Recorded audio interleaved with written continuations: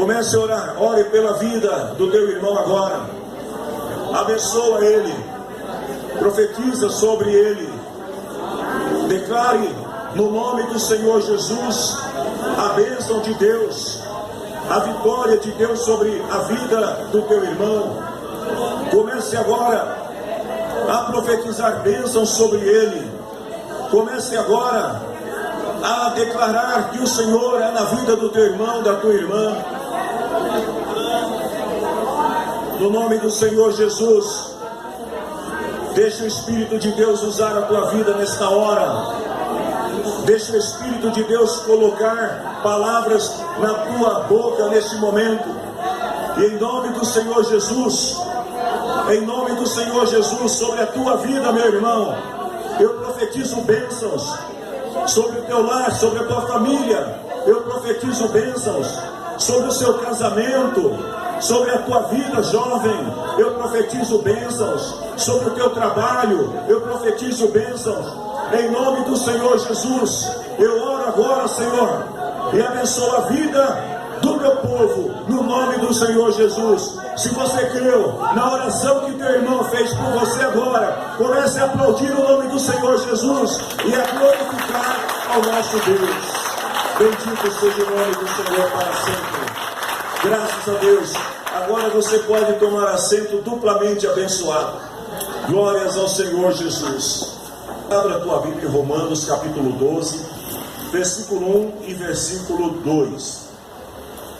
Eu quero ministrar nesta noite uma palavra sobre o tema Vivendo no Centro da Vontade de Deus.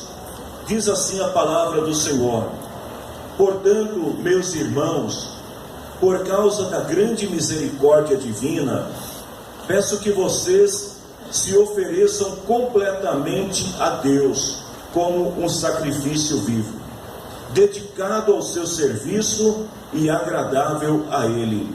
Esta é a verdadeira adoração que vocês devem oferecer a Deus. Versículo 2: não vivam como vivem as pessoas deste mundo, mas deixem que Deus os transforme por meio de uma completa mudança da mente de vocês. Assim vocês conhecerão a vontade de Deus, isto é, aquilo que é bom, aquilo que é perfeito e aquilo que é agradável a Deus. Feche os teus olhos por um instante. Em nome do Senhor Jesus, eu oro, Senhor, mais uma vez a Ti nesta noite. Obrigado, Deus, por cada canção que alegrou o nosso coração, que renovou a nossa esperança e confiança em Ti nesta noite. Obrigado, meu Deus, por cada palavra que já foi ministrada aqui nesse altar. Eu quero pedir, em nome do Senhor Jesus, nesta que é a primeira reunião com as famílias do ano, numa noite de domingo, que o Teu Espírito Santo possa usar a minha vida como instrumento, ó Deus, para transmitir ao coração do Teu povo a Tua palavra. Que toda honra, que toda glória sejam dadas somente a Ti, a mais ninguém, ó Deus, em nome de Jesus. Amém.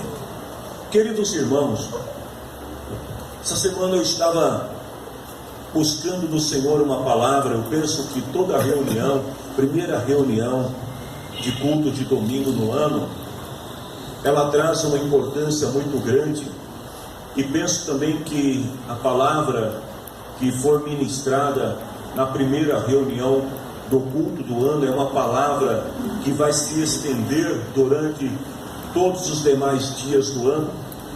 E eu estava pedindo ao Senhor que colocasse no meu coração uma palavra, e então me veio esta palavra de Romanos capítulo 12, e eu comecei a meditar e ver que muitas pessoas costumam falar sobre a vontade de Deus. É muito comum a gente se encontrar com pessoas, às vezes até pessoas levando uma vida que, ao nosso modo de ver, segundo a nossa compreensão cristã, às vezes uma vida torpe, uma vida distante da presença de Deus. E às vezes quando você questiona a pessoa e você pergunta para ela: você tem certeza que você está agindo de acordo com a vontade de Deus? A pessoa responde: sim, eu estou agindo de acordo com a vontade de Deus. A verdade, queridos irmãos, é que mesmo na igreja, nós temos grupos de pessoas, cada um com o seu pensamento acerca da vontade de Deus, cada um defendendo a sua posição. E quando a gente fala do mundo cristão de uma forma geral, nós vamos encontrar aqueles, por exemplo, que guardam o sábado, e eles dizem assim que estão fazendo a vontade de Deus. Aí você encontra outros que não comem carne vermelha e dizem que estão fazendo a vontade de Deus. Tem outros que já não gostam de comer carne de porco e dizem assim: não, eu estou fazendo a vontade de Deus quando eu deixo de comer a carne do porco. Tem outros que não tomam café e dizem assim: não posso tomar café porque o café desagrada a Deus, então para fazer a vontade de Deus eu não posso tomar café. Tem alguns que não usam determinadas vestes, né? E dizem assim: não, porque essa roupa aqui é de homem, aquela roupa ali é de mulher, esse tipo de veste não pode ser usado porque não está de acordo com a vontade de Deus. Você tem aquelas pessoas que são muito liberais, né? Que são aquelas pessoas que não vê pecado, não vê erro em nada, então ele acha que tudo é normal. Nessas festas de final de ano, eu fico imaginando quantos crentes que se embriagaram, que literalmente encheram a cara. Quantos crentes que neste final de ano, agora nas festas natalinas e na festa de confraternização de ano novo, cometeram o pecado da gula, comeram exageradamente e depois ficaram sentindo um peso na barriga. A meu ver, isso é pecado, mas para o liberal não tem nada demais. Ele comeu tudo que tinha na mesa e fez bem. Tem aqueles que são moderados também, aqueles que são mais centrados, tem aqueles cristãos extremistas, tem aqueles cristãos fundamentalistas. Bom, na verdade, queridos, é que todos, sempre quando fazem determinada coisa, ou deixam de fazer determinada coisa, se questionados, eles vão dizer que estão fazendo a vontade de Deus. Aí então me veio a pergunta: como saber se realmente você está fazendo a vontade de Deus? Como é que, quais são os parâmetros que nós temos como pessoas, como cristãos, para saber se realmente nós estamos fazendo a vontade de Deus? Por exemplo, existem pessoas que são tão criteriosas em relação à vontade de Deus, que até em determinadas áreas específicas das suas vidas, eles procuram ouvir conselho, procuram ouvir profecias. Tem aquela pessoa que vem no culto dizendo assim: não, hoje Deus precisa falar comigo sobre qual a faculdade que eu devo fazer. Então eu já vou te respondendo logo, meu irmão: se você vai fazer faculdade esse ano, faça aquela que dá dinheiro, amém? Já respondi, a tua palavra está aí, a resposta para a tua vida. Aí tem aquele irmão que diz assim: eu não sei se eu devo começar algum negócio esse ano ou não. Eu já vou te dizendo também: começa um negócio que dê dinheiro. Aí tem outro que diz assim: olha, eu não sei se eu mudo de emprego. Cuidado, meu irmão, é melhor um passarinho na mão do que dois voando. Já estou respondendo aqui aqueles, mas geralmente as pessoas perguntam, e aí vem essa pergunta: como saber se realmente você está fazendo a vontade de Deus? Aí tem alguns cristãos que, para tentar justificar, eles dizem assim: é muito simples saber se eu estou fazendo a vontade de Deus ou não. Se o que eu estou fazendo der certo, é porque é vontade de Deus. Se der errado, é porque não era vontade de Deus. Aí eu te pergunto: será que esse pensamento está correto? Primeira coisa que eu quero compartilhar com vocês nessa noite é como descobrir a vontade de Deus. Como saber se realmente aquilo que você está fazendo está no centro da vontade de Deus? Existem 4 formas, 4 maneiras comuns de nós descobrir se estamos fazendo a vontade de Deus. A primeira forma, ou o primeiro meio de nós descobrir se estamos fazendo a vontade de Deus é orando. Então, se você pode me ajudar nessa pregação, diga para o irmão que está do teu lado: descubra a vontade de Deus, meu irmão, orando. É uma das maneiras de nós descobrirmos Se nós estamos fazendo a vontade de Deus. Salmo 143, versículo 8. Olha o que o salmista diz: peço que todas as manhãs tu me fales do teu amor, pois em ti eu tenho posto a minha confiança. Aí ele diz: as minhas orações sobem a ti, mostra-me o caminho que eu devo seguir. Você quer descobrir a vontade de Deus para a tua vida? Você quer saber se os teus planos estão de acordo com a vontade de Deus? Primeiro passo: ore sempre. O ministério acabou de louvar o Senhor com uma canção que diz que a oração é a chave da vitória. Então, para descobrirmos a vontade de Deus, um dos passos é orar. Segundo, Bíblia. Leia a Bíblia. Segundo Timóteo capítulo 3, versículo 16. Olha a recomendação apostólica. Paulo escrevendo ao presbítero Timóteo, o presbítero da igreja de Éfeso, ele diz assim: pois toda a escritura é inspirada por Deus. Não só inspirada, mas olha porque é importante ler a Bíblia. Paulo diz assim: ela é útil para ensinar a verdade, condenar o erro e corrigir as faltas e ensinar a maneira certa de viver. Ah, Deus, eu quero saber qual é a tua vontade para a minha vida. Eu quero saber, Senhor, como eu devo agir na minha vida. Leia a Bíblia, porque lendo a Bíblia você vai descobrir a maneira certa de viver.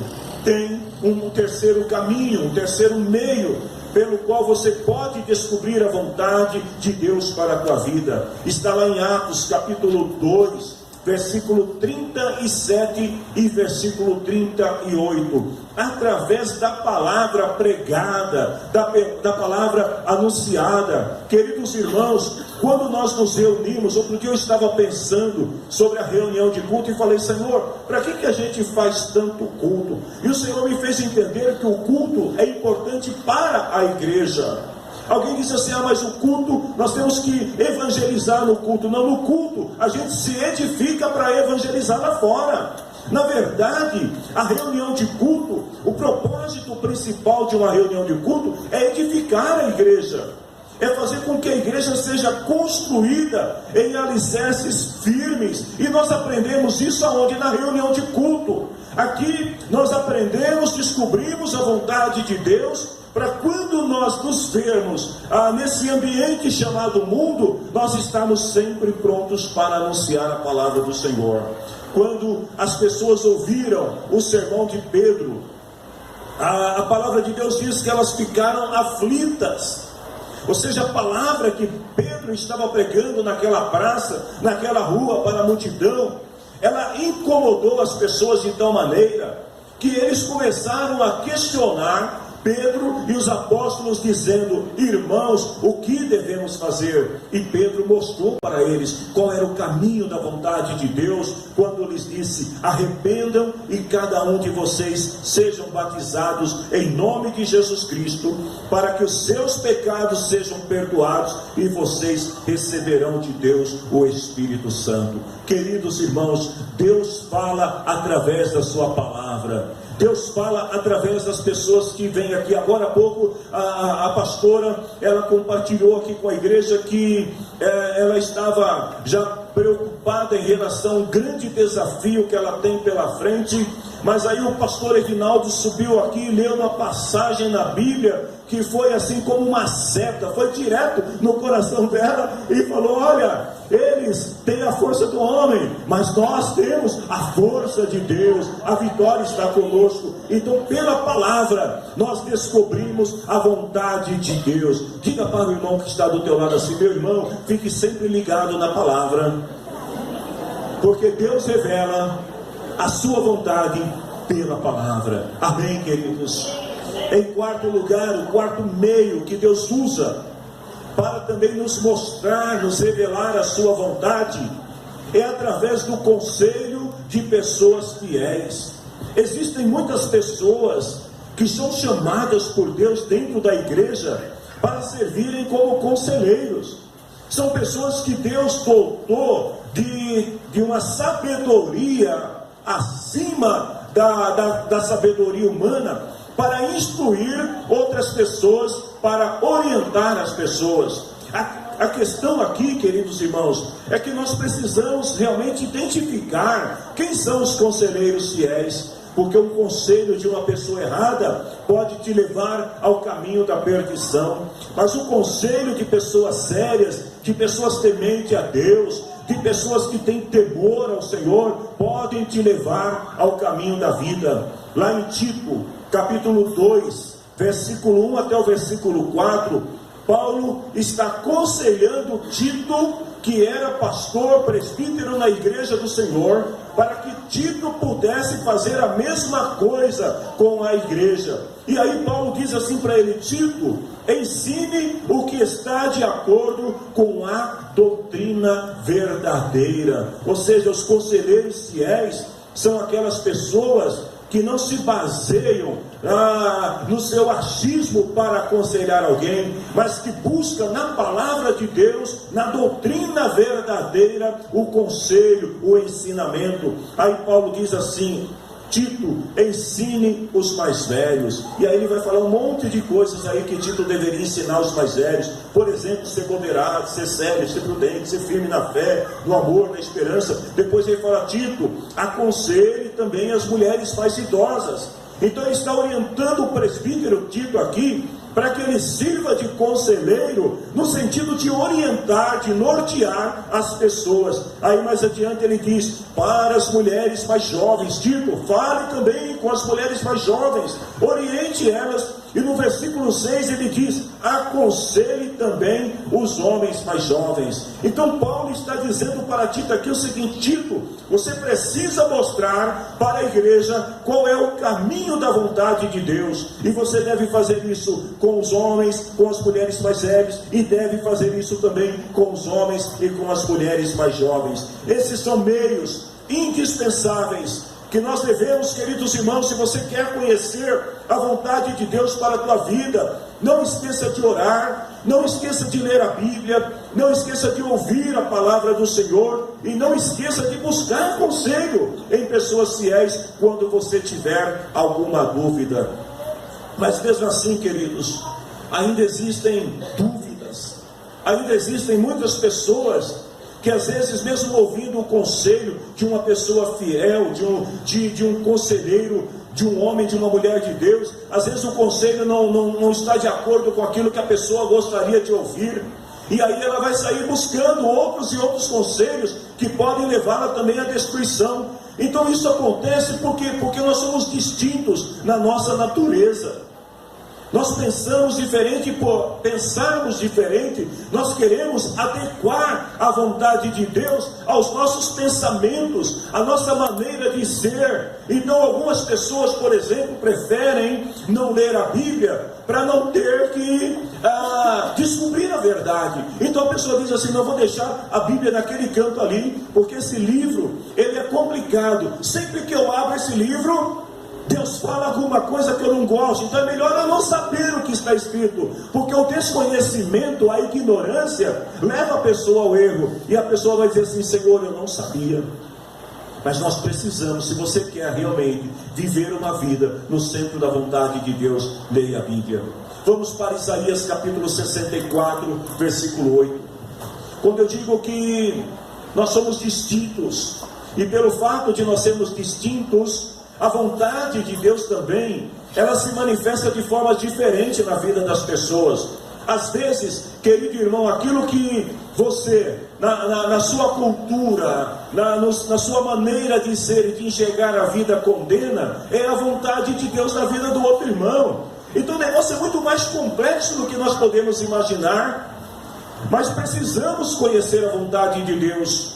E lá em Isaías capítulo 64, versículo 8, a palavra diz que Deus é quem dá forma e utilidade para cada um de nós. Ele diz assim: Tu, ó Senhor Deus, és o nosso Pai, nós somos o barro, Tu és o oleiro, todos nós fomos feitos para Ti.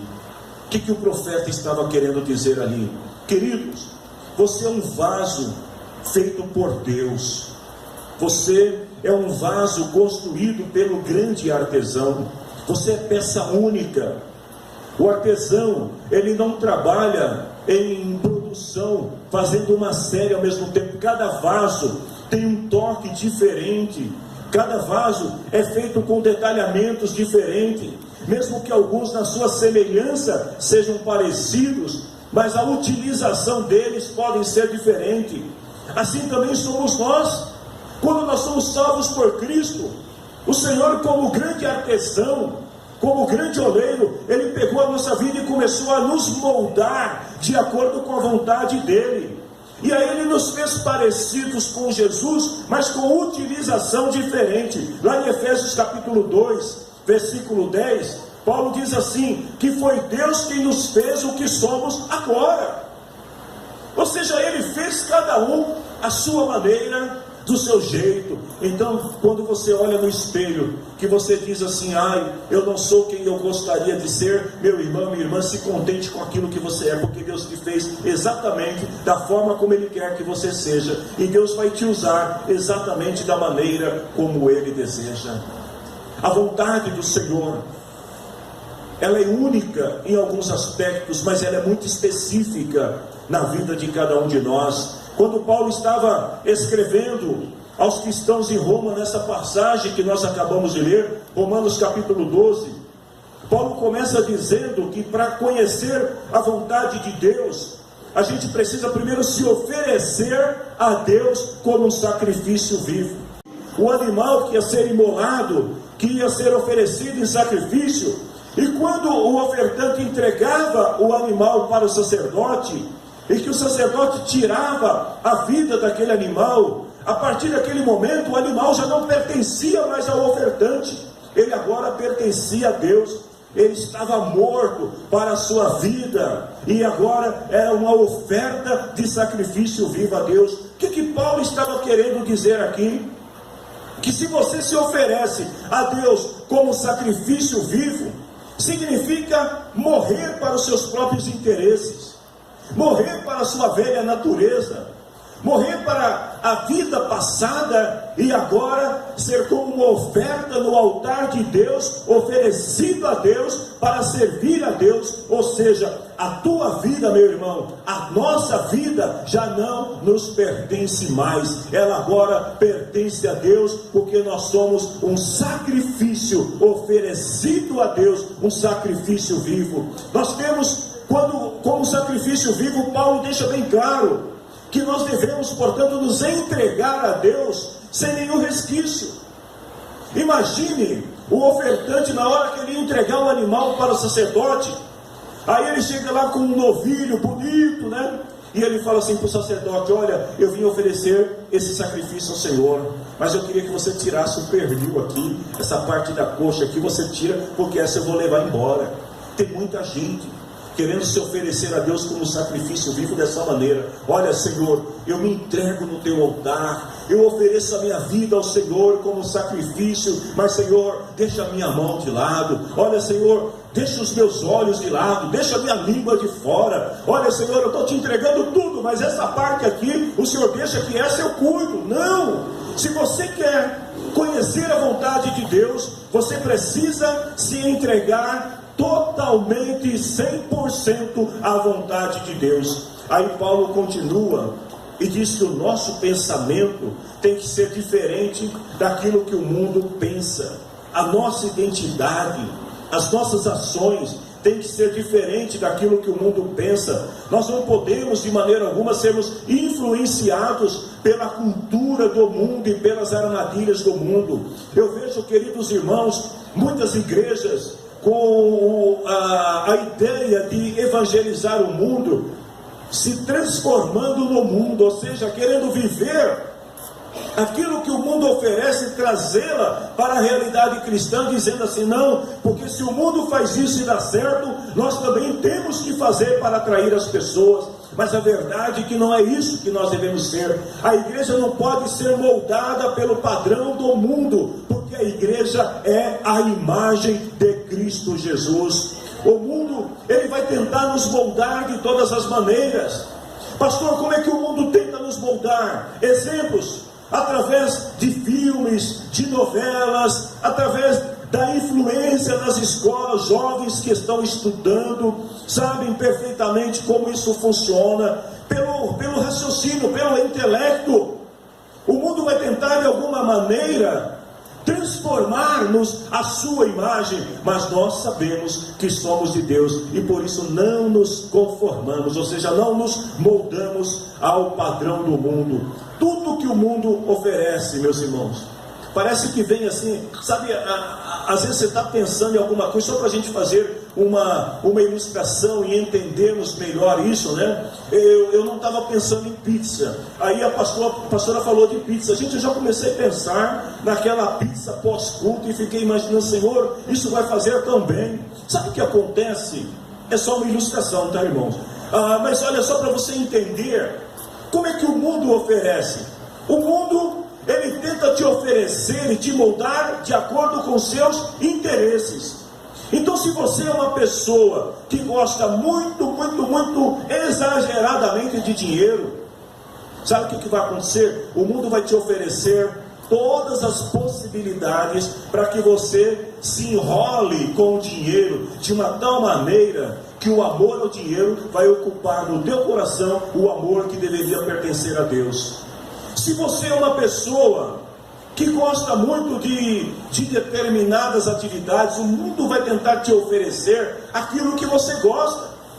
Ou seja, o mundo é como uma grande vitrine, onde o tempo todo ele está tentando oferecer alguma coisa que possa satisfazer o teu ego, no sentido de tentar destronar a presença de Deus da tua vida, porque Cristo deve ocupar o centro. Mas aí o que o mundo faz? Ele tenta tirar Cristo do centro da tua vida e entrar no centro, e aí o evangelho, o cristianismo, a igreja, tudo isso se torna coisas secundárias na tua vida.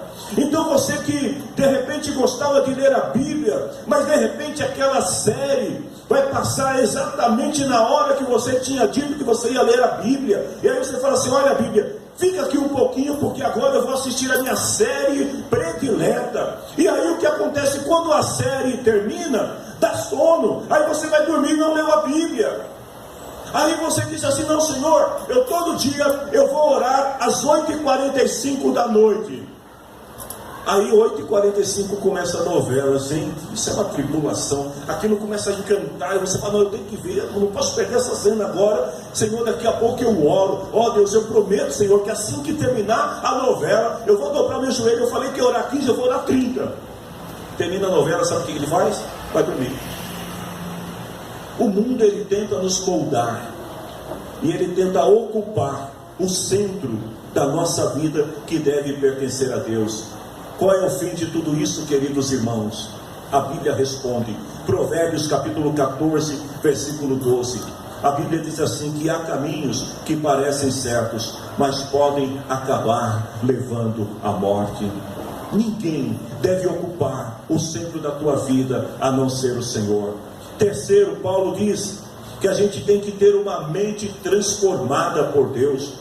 Ou seja, a partir do momento que você entrega a sua vida para ser um sacrifício vivo, e que você recusa ser moldado pelo padrão do mundo, a nossa mente, ela passa também a ser transformada por Deus.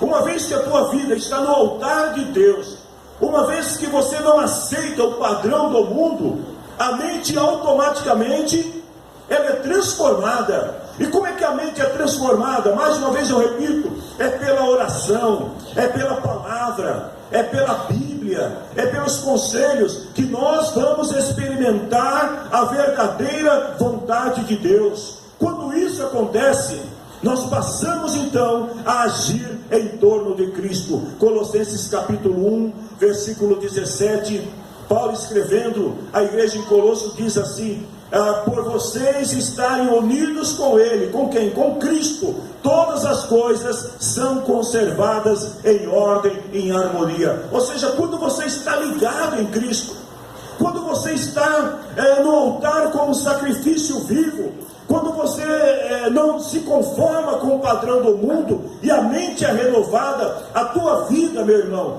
passa a ser uma vida em ordem, em harmonia, tudo dá certo. É por isso que você não fique desesperado diante das situações. É por isso que você não fica mais nervoso. Tem irmão aqui na igreja, talvez você era muito esquentadinho antes de vir para Jesus, mas hoje você está mais calmo do que Jó. A tua paciência está acima da paciência de Jó. Sabe por quê? Porque a tua vida está vivendo em ordem e harmonia. Quando há desordem, há confusão. Quando há desordem, há intriga. Lá em Colossenses capítulo 3, versículo 10 e o versículo 11, Paulo continua dizendo assim, que vocês se vestiram com uma nova natureza, ou seja, nós somos revestidos com a nova natureza, que é a natureza de Cristo. Por trás desse teu semblante, dessa sua natureza que é visível aos nossos olhos, existe o que existe? A presença de Cristo, a natureza de Cristo que envolve a tua vida. E Paulo diz assim, que esta natureza está sempre renovando, para que ela se torne parecida com Ele, a fim de fazer com que vocês o conheçam completamente. Aí Paulo fala assim, que o resultado disso é que já não existe mais judeus, não judeus, circuncidados, não circuncidados, não existe mais não civilizados, não existem mais selvagens. É uma palavra pesada, né, irmão? Mas tem gente que antes de vir para Jesus era um verdadeiro selvagem, né? Agora Paulo diz, não tem mais selvageria, não tem mais escravos, não existem mais pessoas livres. A única coisa que existe agora é Cristo em tudo e em todos. Amém? Jesus está em você. É por isso que você é uma nova criatura. Lá em Romanos capítulo 11, versículo 36, Paulo continua dizendo que tudo foi criado por Ele. E sabe para quê? Tudo existe por meio dele e para Ele, porque a glória é dele para sempre. Quando a pessoa se torna um sacrifício vivo perante Deus, ela reconhece que a sua vida já não lhe pertence mais. Eu estava preparando essa mensagem e me veio ao coração uma palavra: você não é um produto fabricado em série. Amém? Você crê nisso? Então diga para o seu irmão, meu irmão, você não é um produto fabricado em série. Diga para ele assim, com coragem, com ousadia, cheio de Deus. Diga para ele assim, você é um vaso.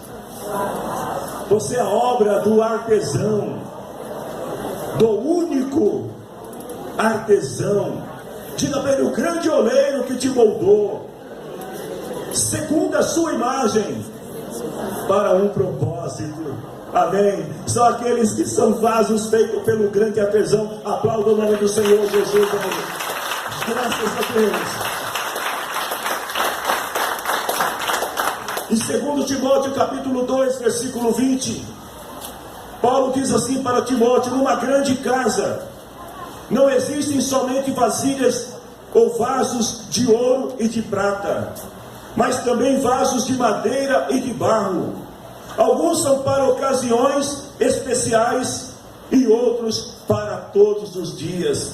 Ou seja, você que foi moldado pelo grande artesão, que se tornou um vaso nas mãos de Deus.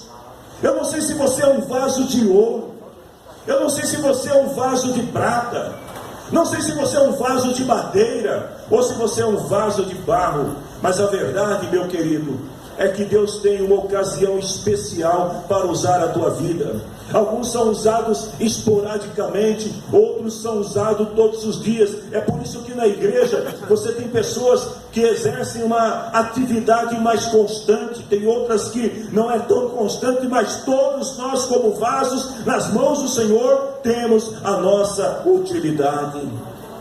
Paulo continua ensinando que a vontade de Deus, ela mostra também que nós somos um corpo e Cristo é a cabeça.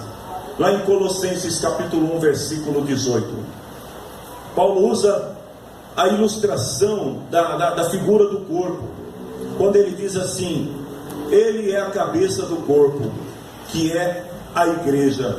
É ele que dá vida ao corpo. Ele é o primeiro filho que foi ressuscitado para que somente Ele tivesse o primeiro lugar em tudo. Aí eu te faço uma pergunta, meu irmão: qual a utilidade dos membros do corpo? Para que serve a tua mão? Para que serve o teu pé? Para que serve a tua boca?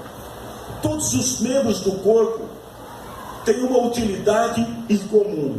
Qual é a utilidade? Manter o corpo saudável, manter o corpo em movimento, manter o corpo alimentado. Você imaginou você fazer greve, a boca fazer greve e dizer assim: por aqui não entra mais nada?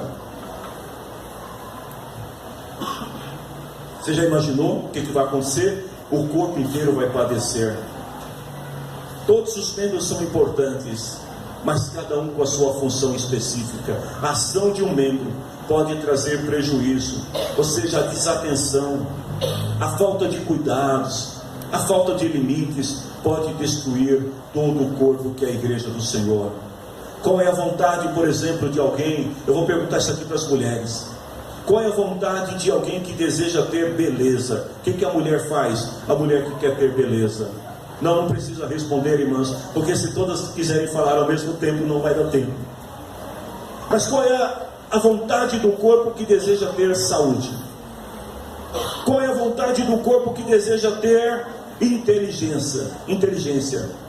A sua vontade determina o movimento e a ação do seu corpo.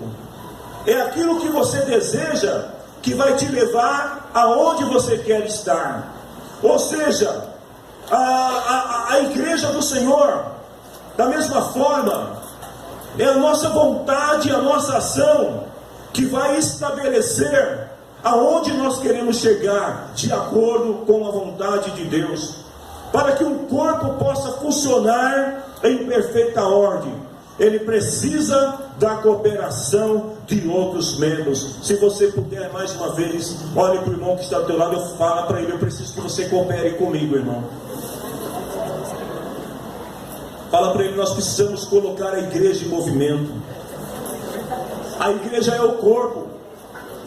Então, se nós queremos colocar a igreja em movimento para chegar aonde Deus quer que a igreja chegue, todos precisam entender qual é o seu papel no corpo. Isto é vontade de Deus.